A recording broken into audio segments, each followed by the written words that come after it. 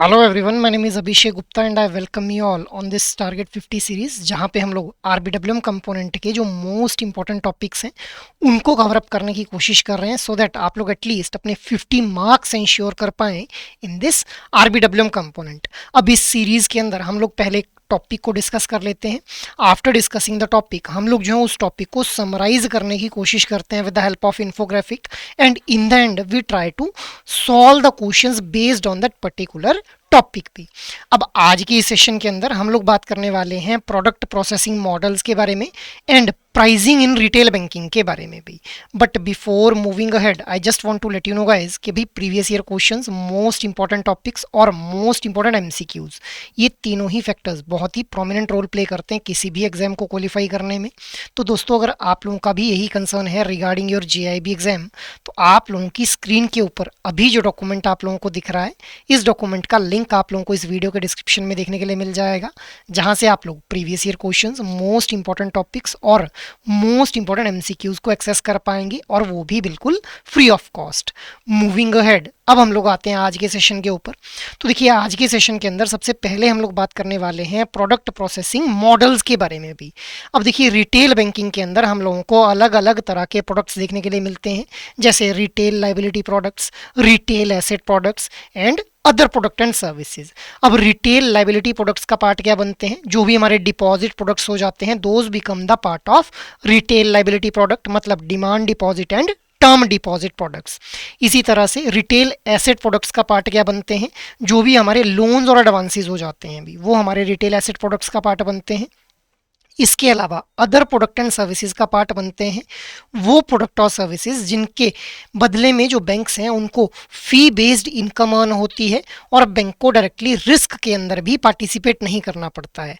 तो ये तीन तरह के प्रोडक्ट्स हम लोगों को ब्रॉडली देखने के लिए मिलते हैं रिटेल बैंकिंग के अंदर। अब तीनों ही तरह के इन प्रोडक्ट्स की प्रोसेसिंग को लेकर के आज हम लोग बात करने वाले हैं कि किस तरह से इन प्रोडक्ट्स को प्रोसेस किया जाता है, क्या कुछ मॉडल्स हम लोगों को देखने के लिए मिलते हैं भी। तो देखिए, ये जो प्रोडक्ट प्रोसेसिंग मॉडल्स हैं, इनको तीन डायमेंशंस के थ्रू अप्रोच किया जा सकता है। सबसे पहला है इन हाउस रिसोर्स प्रोसेसिंग, दूसरा है आउटसोर्सिंग प्रोसेस मॉडल, और तीसरा हो जाता है आउटसोर्स प्लस इन हाउस रिसोर्स प्रोसेसिंग मॉडल भी। तो सबसे पहले अगर मैं बात करूं इन हाउस रिसोर्स प्रोसेसिंग मॉडल के बारे में, तो इसका मतलब क्या है? हम लोगों ने लास्ट सेशन के अंदर भी इसके बारे में बात की थी। देखिए, इन हाउस रिसोर्स प्रोसेसिंग का मतलब क्या होता है कि भाई हम लोग इंटरनल सोर्सेज का यूज करके टास्क और एक्टिविटीज को अगर परफॉर्म कर पा रहे हैं, that will be a in house resource processing model भी। मतलब हमारे जो इंटरनल रिसोर्सेज हैं, उन्हीं इंटरनल सोर्सेज का यूज करके हम लोग अगर प्रोडक्ट्स को प्रोसेस कर पा रहे हैं, it means we are using the in house resource processing model.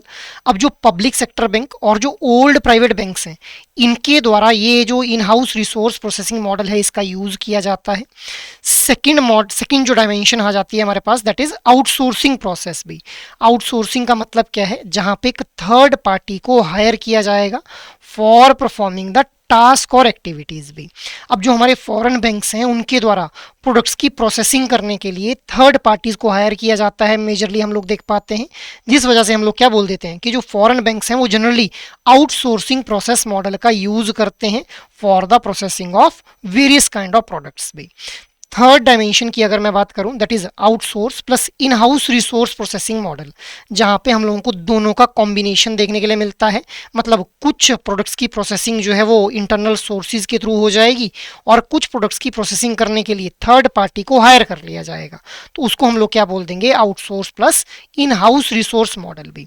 अब जो हमारे न्यू जनरेशन प्राइवेट बैंक्स हैं, उनके द्वारा जो है वो इस पर्टिकुलर मॉडल को यूज किया जाता है, इस थर्ड डायमेंशन को यूज किया जाता है ऑफ प्रोडक्ट प्रोसेसिंग मॉडल। तो ये हम लोगों ने प्रोडक्ट प्रोसेसिंग मॉडल के बारे में बात की, एक बेसिक अंडरस्टैंडिंग को डेवलप कर लिया। आफ्टर दैट अब हम लोग आते हैं कि भाई किस तरह से रिटेल एसेट प्रोडक्ट्स की जो है वो प्रोसेसिंग की जाती है।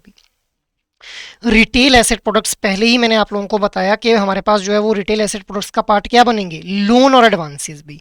अब इन लोन और एडवांसेस की प्रोसेसिंग के लिए किस तरह के मॉडल्स हम लोगों को देखने के लिए मिलते हैं? तो सबसे पहला है centralised processing model. Centralised processing model के अंदर क्या होगा कि भाई लोन और एडवांसेस की जो भी रिक्वेस्ट आ रखी हैं, अलग अलग ब्रांचेस के ऊपर या फिर मार्केटिंग टीम के द्वारा जो लोन की रिक्वेस्ट लाई गई हैं उन सभी लोन रिक्वेस्ट को प्रोसेस किया जाएगा at a centralised point guys. तो इसको हम लोग क्या बोल देंगे, सेंट्रलाइज्ड प्रोसेसिंग मॉडल बोल देंगे। अब जो फॉरेन बैंक्स हैं उनके द्वारा इस सेंट्रलाइज्ड प्रोसेसिंग मॉडल का यूज़ किया जाता है, और जो पब्लिक सेक्टर बैंक्स हैं वो धीरे धीरे जो है वो मूव कर रहे हैं towards this centralised processing model भी। I hope this thing is clear. Second जो हमारा मॉडल हो जाता है दैट इज रीजनल और स्टैंड अलोन प्रोसेसिंग मॉडल। अब रीजनल या फिर स्टैंड अलोन प्रोसेसिंग मॉडल का मतलब क्या है कि जैसे मान लो ये एक पर्टिकुलर रीजन है, इसके अंदर हम लोगों को 3 ब्रांचेस देखने के लिए मिल रही हैं। ये एक रीजन है, इसके अंदर हम लोगों को 4 ब्रांचेस देखने के लिए मिल रही हैं। तो इस रीजन की इन सभी ब्रांचेस की जो प्रोसेसिंग है वो की जाएगी एक रीजनल प्रोसेसिंग सेंटर के ऊपर। इस रीजन की ये जो सभी ब्रांचेस हैं, चारों की चारों ब्रांचेस, इनकी प्रोसेसिंग करने के लिए एक अलग से जो है वो रीजनल प्रोसेसिंग सेंटर हम लोगों को देखने के लिए मिलेगा। तो इसको हम लोग क्या बोल देते हैं, रीजनल प्रोसेसिंग सेंटर बोल देते हैं या फिर रीजनल प्रोसेसिंग मॉडल बोल देते हैं गाइस। अब ये जो रीजनल प्रोसेसिंग मॉडल है ये हम लोगों को देखने के लिए मिलता है कि जो ओल्ड जनरेशन प्राइवेट बैंक्स हैं उनके साथ में ये ज़्यादा पॉपुलर हम लोगों को देखने के लिए मिलता है। अब यहीं पे एक और टर्म यूज़ की जा रही है, stand alone processing model. Stand alone processing model का मतलब क्या है कि जिस ब्रांच के ऊपर लोन की रिक्वेस्ट आई उसी ब्रांच के ऊपर जो है वो उस लोन की रिक्वेस्ट को प्रोसेस कर दिया गया अगर, तो उसको हम लोग क्या बोल देंगे, स्टैंड अलोन प्रोसेसिंग मॉडल को फॉलो किया जा रहा है। Third one is the hybrid of these two model, जहाँ पे सेंट्रलाइज्ड और रीजनल दोनों को जो है वो दोनों के कुछ जो फीचर्स हैं उनको कंबाइन करके हम लोग यूज कर पाते हैं, तो उसको बोल देते हैं centralised plus regional processing model भी। अब जो न्यू जनरेशन प्राइवेट बैंक्स हैं उनके द्वारा यूज किया जाता है centralised plus regional processing model का, जिसको हम लोग हाइब्रिड मॉडल भी बोल देते हैं in case of processing of retail asset products भी। आफ्टर दैट नेक्स्ट हम लोग बात कर लेते हैं रिटेल लाइबिलिटी प्रोडक्ट्स के बारे में। अब देखिए रिटेल लाइबिलिटी प्रोडक्ट का पार्ट क्या बनेंगे, जो भी हमारे डिपॉजिट प्रोडक्ट्स हैं, मतलब डिमांड डिपॉजिट जिसका मतलब क्या है current account and savings account, इसके अलावा टर्म डिपॉजिट मतलब हमारे फिक्स डिपॉजिट और रेकरिंग डिपॉजिट भी। अब इनको किस तरह से प्रोसेस किया जाता है, तो देखिए जनरली हम लोगों को ये देखने के लिए मिलता है कि जो most of the public sector banks हैं वहाँ पे स्टैंड लोन प्रोसेसिंग को ही एज अ नॉर्म जो ऑप्ट किया जाता है, मतलब जिस ब्रांच के ऊपर जो है वो रिक्वेस्ट आती है इन रिटेल लाइबिलिटी प्रोडक्ट्स की प्रोसेसिंग की, उसी ब्रांच के ऊपर उसको प्रोसेस कर दिया जाता है। अब अगर मैं प्राइवेट बैंक्स की बात करूं तो वहाँ पे centralised plus regional plus stand alone model का यूज़ किया जाता है, मतलब एक हाइब्रिड मॉडल का यूज़ किया जाता है। नेक्स्ट इज फॉरेन बैंक्स के अंदर जो सेंट्रलाइज्ड प्रोसेसिंग मॉडल है उसी को एक ऑप्टिमम नॉर्म की तरह देखा जाता है गाइस। अब अगर मैं यहाँ पे रिटेल लाइबिलिटी प्रोडक्ट्स के अंदर सेविंग अकाउंट की बात करूँ तो देखिए किस तरह से सेविंग अकाउंट के केस में हम लोगों को सेंट्रलाइज्ड और स्टैंड अलोन दोनों के कंबाइंड फीचर देखने के लिए मिल जा रहे हैं अभी। अब जब भी एक हम लोग जानते हैं कि बैंकिंग जो है वो खुद में एक इंटेंजिबल फॉर्म ऑफ सर्विस है, तो जब भी सेविंग अकाउंट प्रोवाइड किया जाता है कस्टमर को तो वहाँ पे टेंजिबिलिटी को इंट्रोड्यूस करने के लिए पासबुक जो है वो प्रोवाइड की जाती है जिसके थ्रू अपने ट्रांजेक्शन्स का रिकॉर्ड मेंटेन कर पाता है। चेकबुक में जो है वो प्रोवाइड की जाती है कस्टमर्स को, एटीएम कार्ड प्रोवाइड किए जाते हैं, डेबिट कार्ड प्रोवाइड किए जाते हैं, ये कर दिए जाते हैं ब्रांच लेवल के ऊपर, जबकि जो पिन है वो मेल कर दिया जाता है। तो मतलब सेंट्रलाइज्ड और स्टैंड अलोन दोनों का हाइब्रिड जो फीचर है वो यहाँ पे यूज़ किए जा रहे हैं जब भी सेविंग अकाउंट को ओपन अप किया जा रहा है अभी।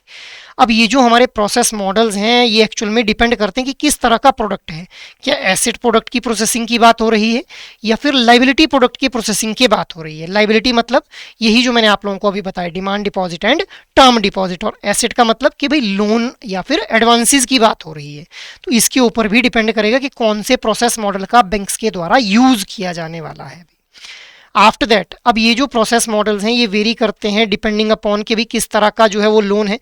अगर देखिए कार लोन अगर हम लोगों को देखने के लिए मिल रहा है तो कार लोन हम लोगों को कंपैरेटिवली देखने के लिए मिलता है कि इसके अंदर जो प्रोसेसिंग है वो एक सिंगल स्टेज प्रोसेसिंग हम लोगों को देखने के लिए मिलती है, जबकि हाउसिंग लोन के अंदर हम लोगों को मल्टी स्टेज प्रोसेसिंग जो है वो देखने के लिए मिलती है। मतलब जब भी हाउसिंग लोन को जो है प्रोसेस किया जाएगा तो वहाँ पे पहले तो जो हाउसिंग लोन प्रोवाइड किया गया उसके अगेंस्ट जो सिक्योरिटी ली गई है उस सिक्योरिटी को वेरीफाई किया जाएगा, document titles will be verified.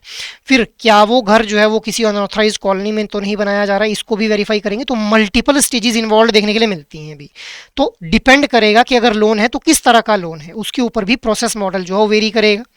अब जो प्रोसेस टाइम है वो एक्चुअल में इंडिकेट करता है कि एक बैंक कितने एफिशिएंटली जो है काम कर पा रहा है।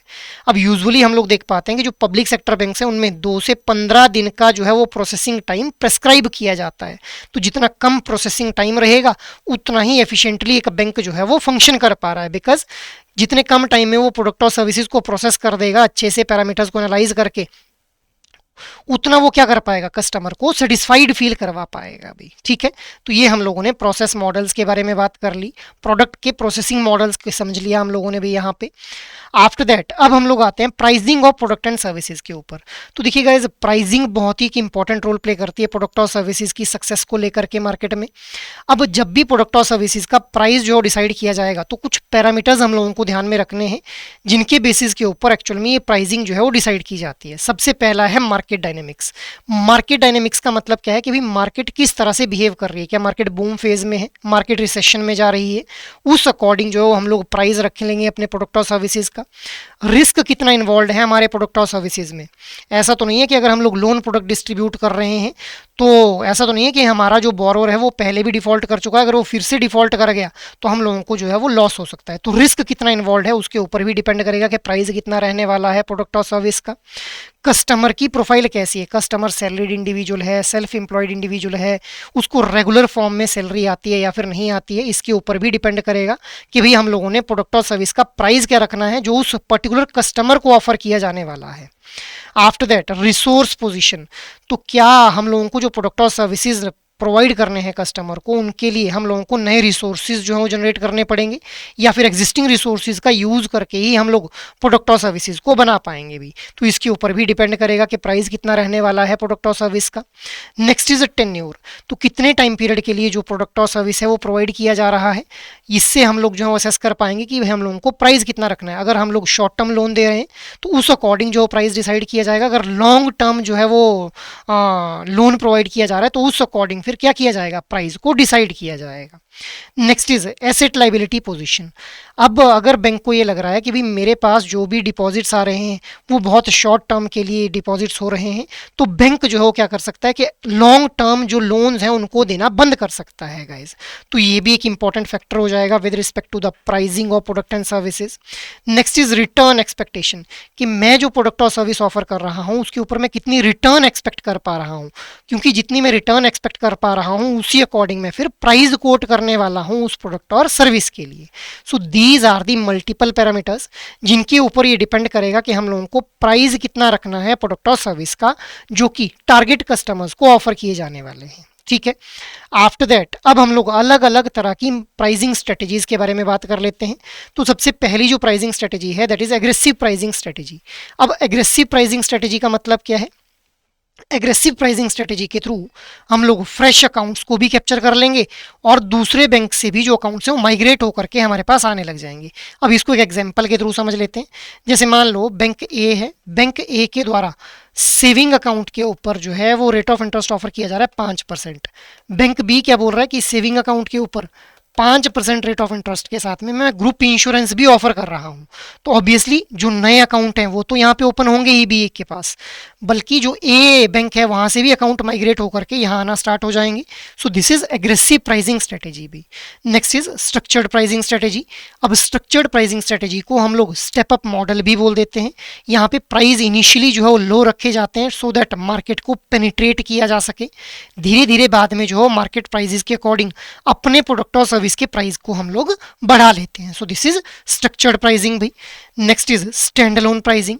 स्टैंड अलोन प्राइसिंग के अंदर हर एक इंडिविजुअल प्रोडक्ट को इंडिविजुअली असेस किया जाता है। मतलब अगर एक बैंक के द्वारा लोन और एफडी प्रोडक्ट ऑफर किए जा रहे हैं तो एफडी के ऊपर कितना रेट ऑफ इंटरेस्ट जो है वो प्रोवाइड किया जाएगा और लोन के ऊपर कितना रेट ऑफ इंटरेस्ट चार्ज करना है एक बैंक ने, इन दोनों ही फैक्टर्स को इंडिविजुअली जब असेस किया जाएगा तो उसको बोल देंगे स्टैंड अलोन प्राइसिंग स्ट्रेटेजी भाई।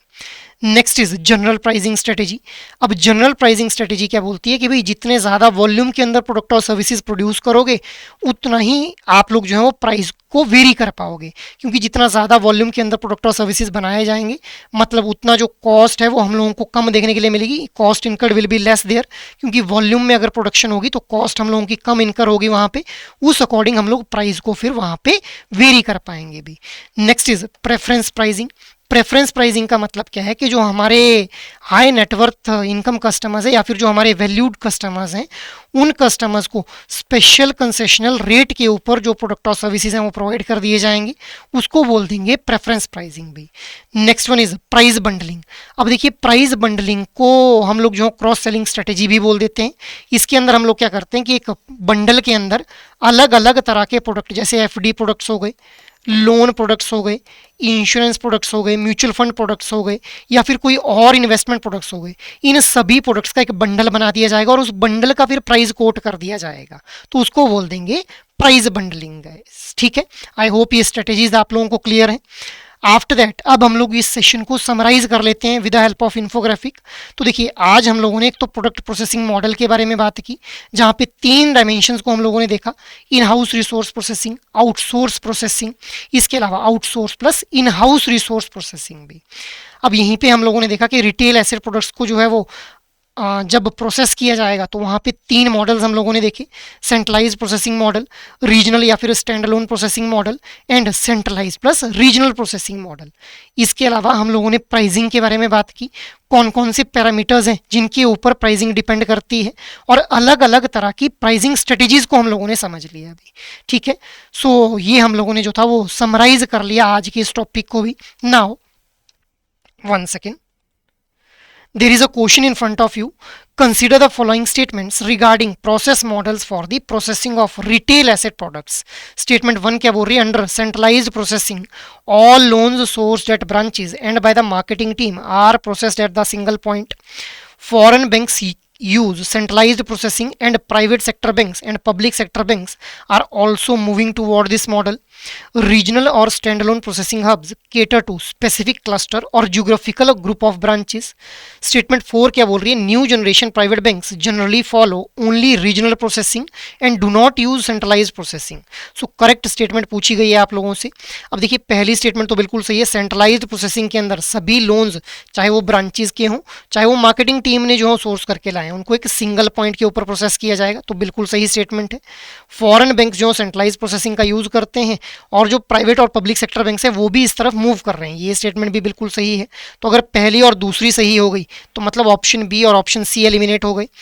थर्ड स्टेटमेंट क्या बोल रही है, रीजनल और स्टैंड अलोन प्रोसेसिंग जो है वो केटर करते हैं स्पेसिफिक क्लस्टर और ज्योग्राफिकल ग्रुप ऑफ ब्रांचेस को भी, तो ये भी बिल्कुल सही है। अभी हम लोगों ने डिस्कस किया स्टैंड अलोन और रीजनल प्रोसेसिंग हब्स को भी। स्टेटमेंट 4 क्या बोल रही है, न्यू जनरेशन प्राइवेट बैंक जो है वो जनरली फॉलो करते हैं रीजनल प्रोसेसिंग को और सेंट्रलाइज प्रोसेसिंग को यूज नहीं करते हैं, ये स्टेटमेंट गलत है guys, because new generation private banks के द्वारा सेंट्रलाइज प्लस रीजनल दोनों के मिक्स फीचर्स को जो है यूज किया जाता है, तो इसीलिए हमारा 4th स्टेटमेंट गलत हो जाता है। तो option A will be the right one here बी। सो यहाँ पे option A will be the right one here guys, ठीक है, not option B, option A will be the right one here. 1 second, just let me recorrect it you for you guys. यहाँ पे आप लोगों का जो है वो option number A will be the right one here भी, ठीक है। आफ्टर दैट नेक्स्ट क्वेश्चन है आप लोगों के सामने, the centralised processing model for retail assets involve processing loans at multiple regional hubs based on the loan type, all loan being processed at a single location regardless of the sourcing branch, each branch processing its own loan applications independently, outsourcing loan processing to third party agencies. So what should be the right answer here? Centralized processing model के बारे में पूछा गया है, तो यहाँ पे सभी लोन जो है प्रोसेस किए जाते हैं at a single location regardless of the sourcing branch भी, so option B will be the right one here भी। नेक्स्ट क्वेश्चन है आप लोगों के सामने, केस स्टडी है, XYZ bank wants to increase its customer base in retail banking segment. अब customers को अट्रैक्ट करने के लिए अदर बैंक से ये क्या करता है कि एक लो इनिशियल प्राइस ऑफर करते हैं ऑन सर्टेन बैंकिंग प्रोडक्ट्स। जब कस्टमर्स माइग्रेट हो जाते हैं और कंफर्टेबल हो जाते हैं बैंक की सर्विसेज के साथ में, तो बैंक जो है वो ग्रेजुअली इंक्रीज कर देता है प्राइस को to the normal market level भी।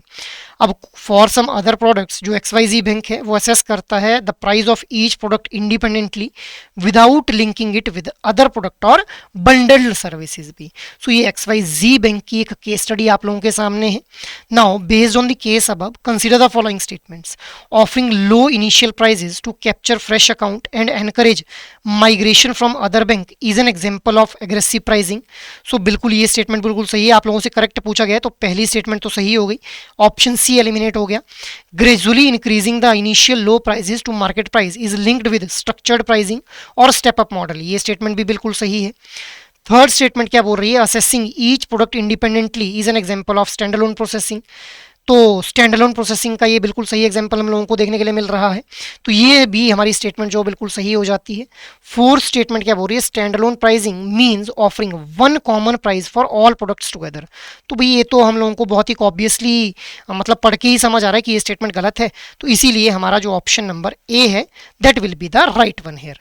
तो ये हम लोगों ने आज का जो सेशन था उस पर बेस्ड MCQs डिस्कस कर लिए। अपार्ट फ्रॉम दिस अगर आप लोग चाहते हैं कि आप लोगों को GIB एग्जाम की जो है वो एक कॉम्प्रिहेंसिव प्रेपरेशन करनी है तो आप लोग एडुटैप की वेबसाइट को विजिट कर सकते हैं, जहां जाते ही आप लोगों को कोर्सेज नाम का ये टैब देखने के लिए मिलेगा। यहाँ जाते ही GIB कोर्सेज के ऊपर आप लोग क्लिक कर लेंगे। GIB कोर्सेज के ऊपर जैसे ही क्लिक करेंगे तो आप लोगों के सामने अलग अलग तरह के आप लोगों को कोर्सेज देखने के लिए मिल जाएंगे भी, जिनमें सबसे पहले एक ट्रायल कोर्स देखने के लिए मिलेगा फॉर जस्ट ₹1, जिसके थ्रू 24 आवर्स के लिए आप लोगों को जो है वो GIB के कंप्लीट मास्टर कोर्स का एक्सेस प्रोवाइड किया जाएगा। You can avail this course. But अगर आप लोग चाहते हैं कि ये एक्सेस आप लोगों को परमानेंटली चाहिए, ठीक है, तो कंप्लीट एक्सेस चाहिए, तो आप लोग जो है GIB कंप्लीट मास्टर कोर्स में खुद को एनरोल कर सकते हैं, जहां पे चारों कंपोनेंट्स की कॉम्प्रिहेंसिव प्रिपरेशन आप लोगों को करवाई जाएगी with the help of concept classes, जो कि रिकॉर्डेड फॉर्म में रहने वाली हैं और 15 से 20 मिनट की रहने वाली हैं। इसके अलावा एग्जाम से ठीक पहले आप लोगों को लाइव क्लासेस का एक्सेस प्रोवाइड किया जाएगा। आप लोग कंटेंट को रिवाइज अच्छे से कर लें, इसके लिए कंसेप्ट नोट्स दिए जाएंगे। आप लोग कंटेंट को प्रैक्टिस सही से कर पाएँ, इसके लिए आप लोगों को chapter wise mock test, full length mock test और सॉल्व्ड प्रीवियस ईयर क्वेश्चंस भी प्रोवाइड किए जाएंगे। So it can be a one stop solution अगर आप लोग GIB एग्जाम की एक कॉम्प्रिहेंसिव प्रिपरेशन करना चाहते हैं भी।